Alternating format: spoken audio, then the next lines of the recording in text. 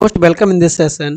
आज इस वीडियो में हम डिस्कस करेंगे केबीएस पीआरटी टीजीटी पीजीटी की कॉमन सेक्शन या केबीएस पेडागोजी की जो आपका पीआरटी टीजीटी पीजीटी के सिमिलर रहेगा और जिसका नाम है हमारा एजुकेशन एंड लीडरशिप।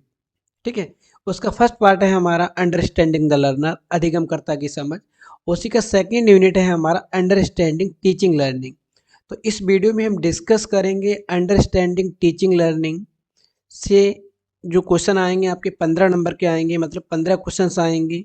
यहाँ पर हम डिस्कस करेंगे 20 एमसीक्यू जो कि मोस्ट इम्पॉर्टेंट हैं और आने वाले केबीएस के एग्जाम में चाहे पीआरटी का हो, चाहे टीजीटी का हो या पीजीटी का हो, आपके लिए बेनिफिशियल रहेंगे। चलिए हम डिस्कस करते हैं क्वेश्चंस को।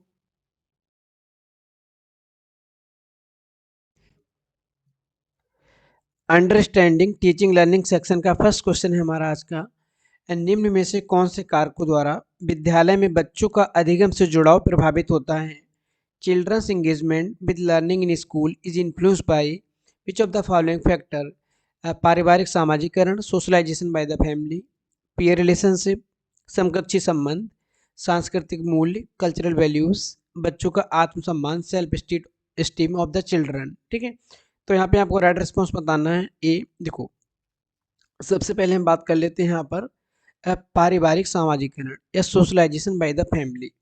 देखो, सोशलाइजेशन ऑफ द फैमिली, ठीक है, यहाँ पर जब हम बात करते हैं तो यहाँ पर जो फैमिली हमारी होती है वो बच्चों को मोटिवेट करती है, बच्चे के अंदर पॉजिटिव एटीट्यूड को डेवलप करती है, उनको एजुकेशन, उनको लर्निंग, उनको शिक्षण के जो हमारे बेनिफिट होते हैं वो बताते हैं। ठीक है, जिससे कि बच्चा वहाँ पे मोटिवेट होता है और जो लर्निंग हमारी होती है, जो टीचिंग लर्निंग प्रोसेस होती है, उसमें वो एक्टिवली पार्टिसिपेट होकर अपने गोल्स को अचीव करने के लिए सेल्फ मोटिवेटेड होता है। और विद्यालय में क्या होता है, एक विद्यालय हमारा ऐसा होता है, एक ऐसी एजेंसी होती है जहाँ पर अधिगम, ठीक है, या लर्निंग पर ध्यान केंद्रित किया जाता है, लर्निंग पर फोकस किया जाता है सिस्टमेटिक वे में, बच्चों को मोटिवेट भी बहुत ज़्यादा डीपली किया जाता है। नेक्स्ट हमारा पीयर रिलेशनशिप। यहाँ पे हम बात करते हैं अपने संबंधियों की, अपने फैमिली के बाहर हमारा फ्रेंड सर्कल, हमारा पीयर ग्रुप। अगर हम पॉजिटिव फ्रेंड सर्कल में रहेंगे तो वो हमको मोटिवेट करेंगे, जहाँ पे कोऑपरेटिव की ज़रूरत होगी वहाँ पे हमको कोऑपरेट भी करेंगे। और नेगेटिव हम उस पे चले जाते हैं तो वहाँ पर हमारी जो लर्निंग वो प्रभावित होगी और हम पॉजिटिव एटीट्यूड को डेवलप नहीं कर पाएंगे। लेकिन हम अच्छे मित्रों के साथ में रहेंगे तो पॉजिटिव एटीट्यूड डेवलप होगा वहाँ पे। सांस्कृतिक मूल्य की जब हम बात करते हैं, ठीक है, तो टीचिंग लर्निंग प्रोसेस में जो हमारे कल्चरल वैल्यूज होते हैं इनका भी बहुत मेजर रोल होता है। क्यों? क्योंकि हर लर्नर, हर अधिगमकर्ता, हर स्टूडेंट एक किसी ना किसी कल्चर से बिलोंग करता है। ठीक है, हर व्यक्ति की, हर बच्चे का अपना अपना कल्चर होता है, अपनी अपनी संस्कृति होती है। तो वो समाज में, ठीक है, सांस्कृतिक अखंडता को बनाए रखने के लिए, ठीक है, अंदर से मोटिवेट होता है।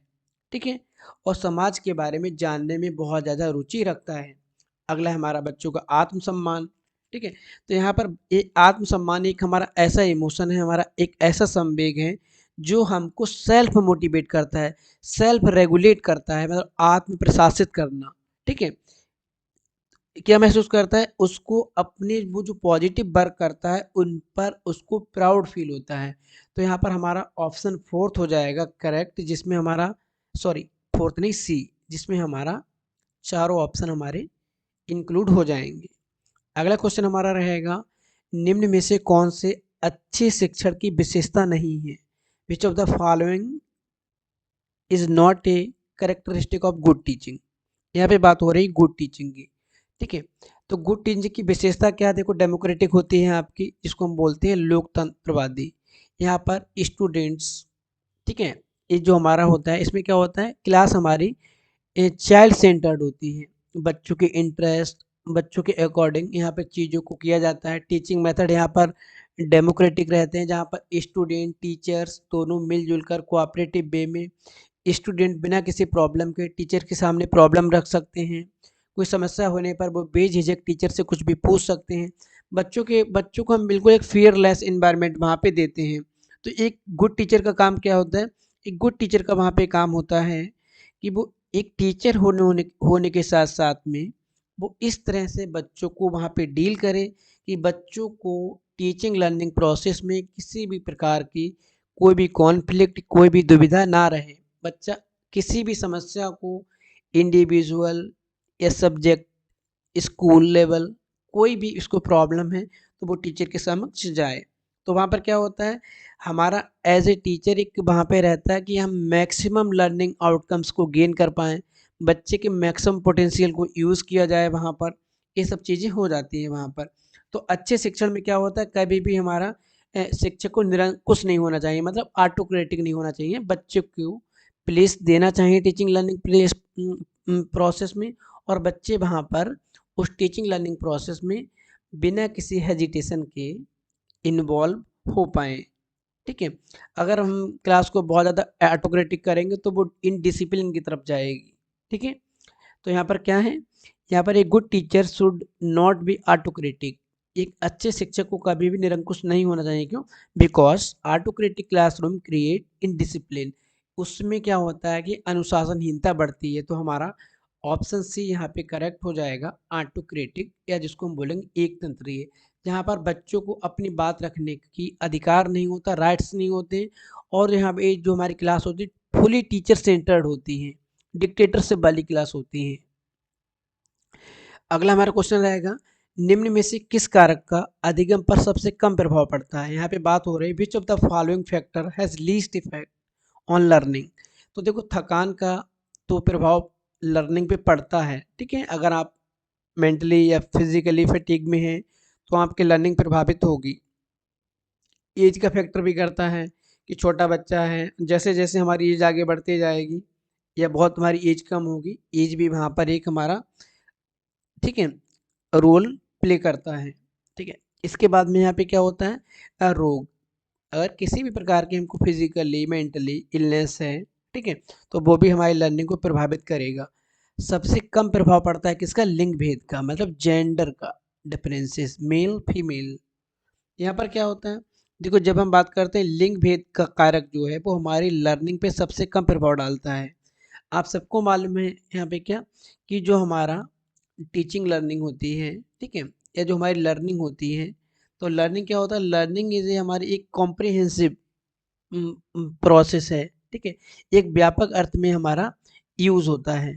ठीक है, learning is a comprehensive process, change in behaviour, हमारे व्यवहार में, नॉलेज हमारे ज्ञान में, स्किल्स हमारे जो हमारे कौशल होते हैं उनमें क्या करता है, उनमें चेंजेस करते हैं। वो भी कैसे, हमारे पॉजिटिवली चेंजेस करते हैं। तो जो हमारी टीचिंग लर्निंग प्रोसेस है, ये अधिगम को प्रभावित करने वाले कारक, चाहे हमारे फिजिकली हों चाहे हमारे मेंटली हों। ठीक है, तो यहाँ पर जो जेंडर है हमारा, वो किसी भी प्रकार से मतलब सबसे कम डालता है। अगला क्वेश्चन हमारा, निम्न में से या सीखने की वह अवधि जो सीखने की प्रक्रिया में कोई उन्नति नहीं होती उसे क्या कहते हैं। The period of learning where no improvement in performance is made card. यहाँ पे बात हो रही है लर्निंग कर्व, सीखने का वक्र। अगला हमारा लर्निंग सीखने का पठार या अधिगम का पठार भी जिसको हम बोलते हैं पीरियड ऑफ लर्निंग। अगला हमारा मेमोरी और हमारा अटेंशन। तो हमारे यहाँ पे राइट रिस्पॉन्स होगा अधिगम का पठार। ठीक है, इसको हम बोलते हैं सीखने का पठार, या इसको हम बोलते हैं प्लेटिव ऑफ लर्निंग। ठीक है, अब देखो अधिगम का पठार क्या होता है। फॉर एग्जाम्पल देखो, यहाँ पे बात होती है पहले लर्निंग कर्व की या अधिगम वक्र की। तो लर्निंग कर्व क्या होता है, हमारी जो हमारी टीचिंग लर्निंग प्रोसेस जो लर्निंग है उसका अगर हम एक कब वो बनाएं ग्राफिकल रिप्रेजेंटेशन, ठीक है, तो वो हमारा होता है लर्निंग कर्व। फॉर एग्जाम्पल यहाँ से हमारी लर्निंग स्टार्ट हुई और हमारा अपवर्ड लर्निंग यहाँ पे जा रही है। ठीक है, तो ये हमारे क्या हो रही, बढ़ती जा रही है, मतलब एक सिस्टमेटिक वे में हमने इसको रेखांकन किया, लर्निंग कर्व हो गया हमारा। इसके आगे हम यहाँ पे कर लेंगे कर्व। ठीक है, CUR। और यहाँ पर क्या होता है, इसकी बात जब होती है प्लेटिव ऑफ लर्निंग, यहाँ पे क्या होता है कि हमारा एक ग्राफ है, ये यहाँ तक गया यहाँ तक गया, इसके बाद में ग्राफ ऊपर ना बढ़ के एक जगह पर प्लेट का निर्माण करता है या पठार का निर्माण करता है। मतलब यहाँ पर बच्चा मेंटली फिजिकली इतना थक जाता है कि इसके आगे वो लर्निंग नहीं कर सकता है, वो लर्निंग बोर्डम फील कराती है वहाँ पे। तो ये हमारा होता है लर्निंग का पठार, जिसको हम बोलते हैं प्लेटिव ऑफ, या अधिगम पठार भी बोलते हैं, प्लेटिव ऑफ लर्निंग। ठीक है, यहाँ पर बच्चा बिल्कुल भी जो सीखने का पठार होता है, जो अधिगम का पठार होता है, ठीक है, यहाँ पर बच्चा इसके आगे या इसके आगे प्रोग्रेस होना बंद हो जाती है। क्यों? क्योंकि यहाँ पर बच्चा मेंटली फिजिकली जो भी प्रॉब्लम्स हो सकती हैं इसके आगे उसकी विल पावर जवाब दे। नेक्स्ट क्वेश्चन नंबर 5 है हमारा, निम्न में से कौन सा विस्मृति का कारण नहीं है? Forgetting is not one cause by अधिगम में कमी, अंडर लर्निंग, स्मरण करने की इच्छा, desire to remember, option C मानसिक द्वंद, मेंटल कॉन्फ्लिक्ट, ऑप्शन डी अधिगम की दोषपूर्ण विधियां, डिफेक्टिव मेथड्स ऑफ रिमेंबर। क्योंकि यहाँ पे बात हो रही विस्मृति की, या हम जिसको बोल सकते हैं फॉरगेटिंग। फॉरगेटिंग क्या होता है? मेमोरी को रिकॉल ना कर पाना। कल हमने कोई चीज़ याद की थी और आज उसको हम रिकॉल ना कर पाएँ, तो वो होता है फॉरगेटिंग। तो यहाँ पे बात हो रही फॉरगेटिंग का कारण क्या नहीं है? तो देखो फॉरगेटिंग का कारण क्या नहीं होगा, वो होगा स्मरण करने की शक्ति, ए डिज़ायर टू रिमेंबर। सीधी सी बात है, अगर आप किसी चीज़ को रिमेंबर करना चाहते हैं, उसको याद करना चाहते हैं, तो आप उसको नहीं भूलेंगे। वो फॉरगेटिंग का एक हमारा रीज़न नहीं होगा वहाँ पे, ठीक है? और जो हमारा अगला वाला है इसमें क्या, मेंटल कॉन्फ्लिक्ट, ठीक है, मानसिक द्वंद। जब हम बात करते हैं मेंटल कॉन्फ्लिक्ट की, तो क्या होता है कई बार हम भूल जाते हैं कि हमने कौन सी चीज़ों को याद किया था। क्यों भूल जाते हैं? क्योंकि हमारे मन में, हमारे मस्तिष्क में ऐसी चीज़ें चल रही होती हैं जो हमारे मेमोरी को प्रभावित करती हैं, कि हमने किसी चीज़ को हम रिकॉल करना चाहते हैं, उसको स्टोर करना चाहते हैं, लेकिन हमारे मेमोरी में उस कंटेंट के अलावा और बहुत सी दुविधाएं चल रही होती, बहुत सी प्रॉब्लम्स चल रही होती, जिनकी वजह से हम उस चीज़ को ही रिकॉल नहीं कर पाते हैं जिस चीज़ को हमने याद किया होता है। अगला हमारा अधिगम की दोषपूर्ण विधियाँ, ठीक है, डिफेक्टिव मेथड्स ऑफ रिमेंबर। यहाँ पर क्या होता है, जैसे कई बार चीज़ें ऐसी होती हैं कि जो हम किसी चीज़ को सीखना चाहते हैं, लेकिन हम उनको प्रॉपर मेथड में नहीं सीखते, प्रॉपर वे में नहीं सीखते हैं, और उस तरह से वो हमारे माइंड में ज़्यादा इमेज नहीं बना पाते हैं, ज़्यादा देर तक स्टोर नहीं हो पाते हैं। क्यों? क्योंकि हमने उसको एक एप्रोप्रिएट वे में अपने माइंड में स्टोर नहीं किया था, हमने उसको ऊपर ऊपर से कर लिया, उसमें हम इन्वॉल्व नहीं हुए, ठीक है। और इसमें जैसे ऊपर है हमारा अधिगम में कमी, अंडर लर्निंग, ठीक है। तो अंडर लर्निंग में क्या होता है, यहाँ पर जो लर्निंग हमारी होती है वो एक हमारा जो पॉजिटिव वे में होती है, उस स्तर की नहीं होती। यहाँ पर हमारे अधिगम में कमी आती है, और हम अधिगम में एक जो पूरा हमारा पे अटेंशन होता है वो हम यहाँ पर नहीं देते हैं। नेक्स्ट क्वेश्चन रहेगा हमारा, निर्देश जो ऑनलाइन कक्षाओं के माध्यम से लाइव भागीदारी बातचीत को प्रोत्साहित करते हैं। यहाँ पर लाइव कॉन्फ्रेंस की बात हो रही है ड्यूरिंग ऑनलाइन क्लासेस, ठीक है। जब हमारी ऑनलाइन कक्षाएं होती हैं उसके समय जो लाइव वीडियो रिकॉर्डिंग हमारा चलता है, लाइव लेक्चर चलता है, जिसमें बोथ साइड, दोनों साइड, टीचर और लर्नर इंटरेक्टिव रहते हैं, ठीक है, इंटरेक्शन कर सकते हैं, तो उसको हम क्या कहते हैं? असिंक्रोनस लर्निंग डायरेक्शन, या हमारा सिंक्रोनस, इसको अतुल्यकालिक और तुल्यकालिक बोलेंगे। अगला हमारा पारंपरिक निर्देश, ट्रेडिशनल, और एक हमारा रहेगा सैद्धांतिक, ठीक है। अब देखो यहाँ पे बात हो रही क्या, निर्देश जो ऑनलाइन कक्षाओं के माध्यम से लाइव, यहाँ पे लाइव का मतलब क्या होता है, यहाँ पे हम कर लेंगे लाइव का मतलब रियल, ठीक है, टाइम और टीचिंग। रियल टाइम टीचिंग की जब हम बात करते हैं तो यहाँ पे क्या होता है, रियल टाइम टीचिंग हमारा यहाँ पे होता है वीडियो कॉन्फ्रेंसिंग, ठीक है। एक लाइव लेक्चर चल रहा होता है जहाँ पर स्टूडेंट टीचर एक दूसरे के साथ में कनेक्ट होते हैं। बच्चे को कोई प्रॉब्लम, बच्चा एट द पॉइंट वहाँ पर अपनी क्वेश्चंस को रखेगा और टीचर वहाँ पे सॉल्व करेगा। तो इसको हम लोग क्या बोलते हैं? इसको हम लोग बोलते हैं सिंक्रोनस। तो हमारा ऑप्शन सेकंड यहाँ पे करेक्ट हो जाएगा। यहाँ पर एग्जाम्पल क्या होगा, जहाँ पर हमारे बोथ वे, मतलब बोथ मीडियम में काम करेगा, चाहे लर्नर हो हमारा, चाहे हमारा यहाँ पे टीचर हो, ठीक है। ये हमारे रियल टाइम में टीच करेंगे, कोई प्रॉब्लम है बिल्कुल डायरेक्ट चलेगा। असिंक्रोनस में क्या है, मेल भेज देना, ठीक है, जैसे मेल भेजा हमने, अब हम कब मेल देखेंगे, कब हम उसका रिस्पॉन्ड करेंगे, मतलब कि सिस्टमेटिक वे में नहीं होता है। या हमारा ब्लॉक्स हो जाते हैं, ठीक है, ब्लॉक्स हमारे लाइव नहीं होते, या हमारे लाइव रिकॉर्डेड लेक्चर हो जाते हैं। कौन से? जो हमारे यूट्यूब पे हैं, जो स्वयं प्रभा पे हैं, जो दीक्षा पोर्टल पे हैं, वो पहले के प्री रिकॉर्डेड है। अगर वहाँ पे बच्चा अगर कोई लेक्चर देख रहा है, उसकी कोई क्वेरी है वहाँ पे, तो वो तुरंत वहाँ पे उसको डालेगा, तो उसको तुरंत रिस्पॉन्स नहीं मिलेगा। वो जब देखेंगे, ठीक है, इंस्ट्रक्टर, उसके बाद में रिस्पॉन्ड करेंगे। लेकिन लाइव में क्या है, एट द पॉइंट हमको प्रॉब्लम हमारी सॉल्व हो जाती है। अगला क्वेश्चन हमारा रहेगा 7, निम्न में से कौन सा कथन आईसीटी के संबंध में सत्य है? ICT is an acromion that stand for information and competitive technology. देखो यहाँ पर जो एक्रोनियम का मतलब होता है कि जो हमारा फॉर एग्जांपल आईसीटी है, इसकी जो फुल फॉर्म होती है इंफॉर्मेशन एंड कम्युनिकेशन टेक्नोलॉजी। तो पहला वाला तुम्हारे यहाँ पे गलत हो जा रहा है, क्यों? क्योंकि इन्होंने दे दिया है इंफॉर्मेशन कॉम्पिटिटिव टेक्नोलॉजी। ठीक है। और नेक्स्ट है हमारा समावेशी शिक्षा में अधिगम समर्थन के लिए आईसीटी का प्रभावी उपयोग सभी कक्षाओं के लिए या सभी शिक्षार्थियों के लिए अच्छे शिक्षण का उदाहरण है। The effective use of ICT to support learning in the inclusive education, example good teaching for a learner. ठीक है, तो यहाँ पे हमारा ऑप्शन क्यू हो जाएगा राइट। ठीक है, क्यों? क्योंकि यहाँ पे बात हो रही है इंक्लूसिव एजुकेशन की, समावेशी शिक्षा की, जहाँ पे हमारे नॉर्मल बच्चे या हमारे किसी भी टाइप्स के डिसेबल्ड बच्चे हैं, उनके अंदर कोई डिफ़िकल्टी है, उनके लिए जो हमारा आईसीटी मॉडल होता है, जो आईसीटी सपोर्ट होता है, बहुत ज़्यादा उनके लिए लाभदायक होता है, बहुत ज़्यादा उनके लिए बेनिफिशियल होता है। अगला क्वेश्चन हमारा रहेगा शिक्षक शिक्षा में आलोचनात्मक शिक्षण शास्त्र, इसको बोलते हैं क्रिटिकल पेडागोजी, जो दिया गया है पालो फेरा के द्वारा। क्रिटिकल पेडागोजी किसके द्वारा दिया गया? ये दिया गया पालो फेरा के द्वारा। ठीक है। छात्र और छात्र के परिवार के संबंध में पाठ्यक्रम का निर्माण करना, समाज की संस्कृति पर चिंतन करना, दुनिया और समाज पर एक महत्वपूर्ण नज़र के माध्यम से आवाज़ का विकास करना, समाज को सभी के लिए समानता की ओर बदलना। देखो जब हम क्रिटिकल पेडागोजी की बात करेंगे, ठीक है, जब हम क्रिटिकल पेडागोजी की बात करेंगे तो वहाँ पर क्या होगा, वहाँ पे चीज़ें होंगी कि हम स्टूडेंट्स, ठीक है, और स्टूडेंट्स की जो फैमिली है उसके साथ में जो इसके एक्सपीरियंस हैं, उनकी प्रीवियस नॉलेज, उनको ध्यान रखते हुए पाठ्यक्रम में स्थान देंगे। ठीक है, ये तो बात हो जाएगी।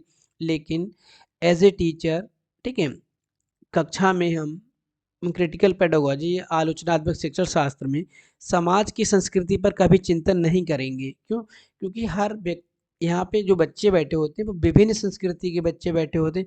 हर संस्कृति के बच्चे की अपनी संस्कृति, अपने कल्चर में आस्था श्रद्धा होती है। तो हम इन चीज़ों पर, इन मुद्दों पर कभी भी बात नहीं करेंगे।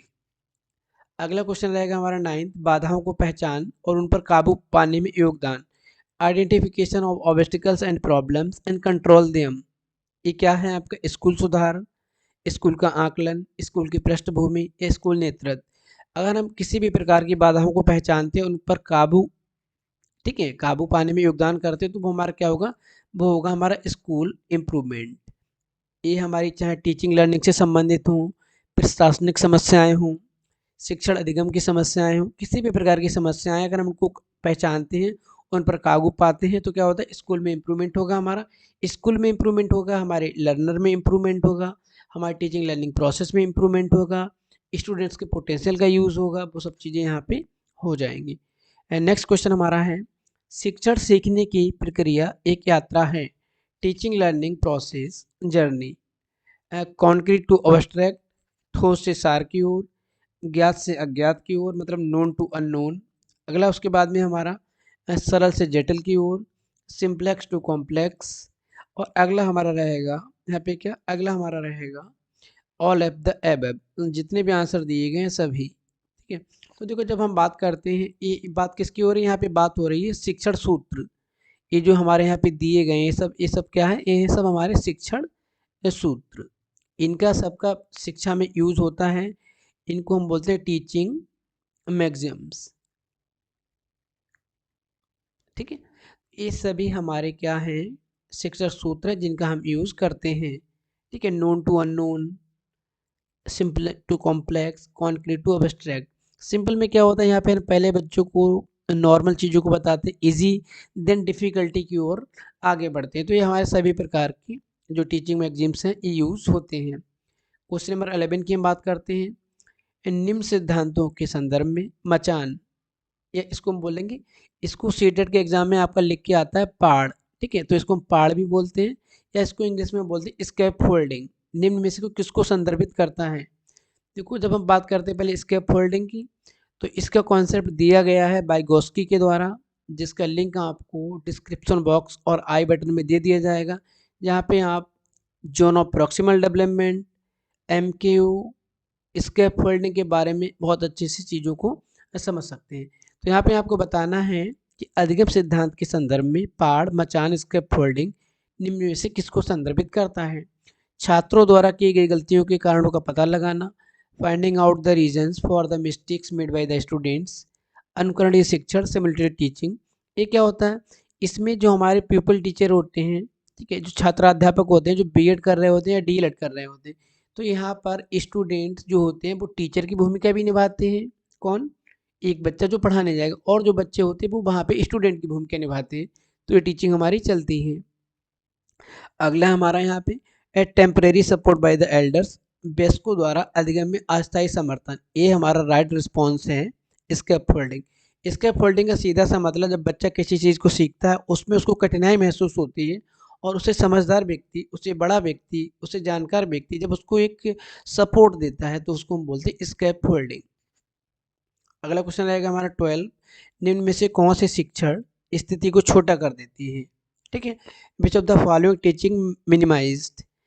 टीम टीचिंग हमारा छोटा नहीं करता है। ठीक है, यहाँ पे हमारा एक टीम रहता है, 1 2 3 4, कोई टॉपिक ले लिया जाता है और स्टेप बाय स्टेप यहाँ पे डिस्कस किया जाता है, तो टाइम ड्यूरेशन यहाँ पे बढ़ता है। कोऑपरेटिव लर्निंग भी हमारा नहीं रहेगा। ठीक है, यहाँ पे रहेगा हमारा माइक्रो टीचिंग। ठीक है, सूक्ष्म शिक्षण। इसमें क्या होता है, एक स्किल पर हमको 5 से 6 मिनट पढ़ाना होता है, और स्किल टू स्किल हम आगे बढ़ते हैं। तो सबसे छोटा हमारा स्किल डाउन या यही होता है क्या, माइक्रो टीचिंग। अगला हमारा सीखना हो सकता है लर्निंग में भी formal informal, formal informal both. तो हमारा लर्निंग फॉर्मल इनफॉर्मल दोनों हो सकता है। फॉर्मल हम विद्यालय में करते हैं एक सिस्टमेटिक वे में, जहाँ पे करिकुलम, टाइम, हर कुछ फिक्स रहता है। इनफॉर्मल हमारा सोसाइटी में, फैमिली में, कम्युनिटी में, कहीं पर भी हम इन चीज़ों को सीख सकते हैं। नेक्स्ट क्वेश्चन हमारा 14, meaningful learning takes place when. यहाँ पे बात हो रही है सार्थक अधिगम। मीनिंगफुल का मतलब यहाँ पे क्या होगा, मीनिंगफुल का मतलब होगा यहाँ पे सार्थक अधिगम।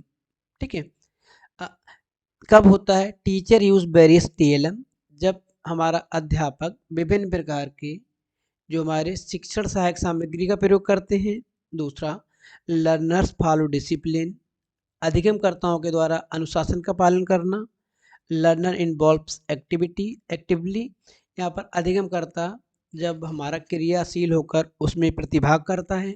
लास्ट हमारा रहेगा teacher takes care of learners need, अध्यापक के द्वारा अधिगमकर्ताओं की जो नीड्स होती हैं उनकी परवाह करना, उनका ध्यान देना। ठीक है, तो देखो यहाँ पे बात हो रही है लर्निंग की। तो लर्निंग की जब हम बात करते हैं, और यहाँ पे बात किसकी हो रही है, मीनिंगफुल लर्निंग या सार्थक लर्निंग। ठीक है, तो learning is a comprehensive process, बहुत एक व्यापक आपकी प्रक्रिया है, that refers to changes in behaviour, knowledge, skill as a result of practice and experience. ठीक है, तो यहाँ पर हमारा meaningful learning takes place only when learners involves actively in the learning process. कौन सा वाला, ऑप्शन सी। कब प्रभावी होगा, कब सार्थक होगा, जब अधिगम करता, ठीक है, एक्टिवली पार्टिसिपेट करेंगे हमारी टीचिंग लर्निंग प्रोसेस में। एक्टिव इन्वॉल्वमेंट की जब हम बात करते हैं, लर्नर अपनी थिंकिंग पावर को इंक्रीज करेंगे, उनको बूस्ट करेंगे और चीज़ों को समझेंगे bye involving in hands on activities. अगर हम हैंड्स ऑन एक्टिविटीज़ की बात करेंगे तो चाइल्ड यहाँ पे क्या होंगी, उनको गेन होगी क्वालिटी एक्सपीरियंस। हैंड ऑन में असाइनमेंट देना, प्रोजेक्ट देना, कोई हम उनको रिपोर्ट बनाने के लिए दे दें। ठीक है, तो यहाँ पे क्या होगा, हमारी लर्निंग में मीनिंगफुल होगी। अगला क्वेश्चन रहेगा, विच of the following is a desirable practice in teaching students in middle school. ये हमारी बात हो रही है मिडिल स्कूल में। ठीक है, कौन कौन सी डिजायरेबल प्रैक्टिसेस इन टीचिंग, यहाँ पे हम बात करते हैं students of middle school. Middle का मतलब 6-7 ईयर। ठीक है, students of middle school are in later childhood, उत्तर बाल्यावस्था के बच्चे होते हैं हमारे। ठीक है, और इन द एडोलेसेंस स्टेज, और हमारी किशोरावस्था में एंट्री करने वाले होते हैं।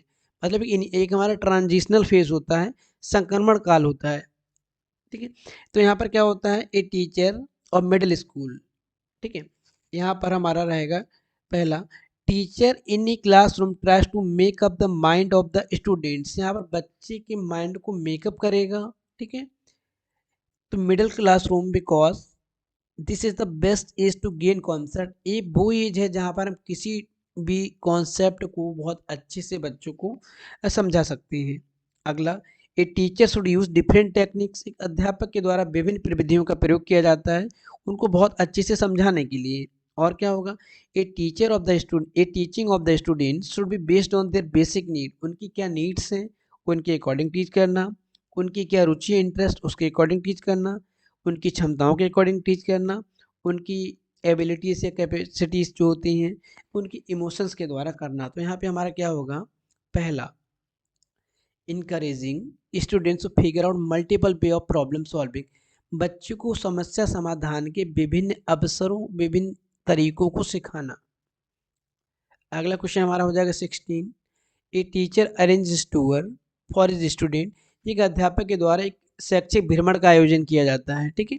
What he wants from these types of activities, इन इन प्रकार की गतिविधियों के द्वारा एक शिक्षक क्या अर्जित करना चाहता है। Student can explore their surrounding, विद्यार्थी अपने आस पड़ोस को, ठीक है, एक्सप्लोर कर पाएँ। दूसरा, student can relate the bookish knowledge by real life, विद्यार्थियों के द्वारा पुस्तकीय ज्ञान को दैनिक जीवन से जोड़ना।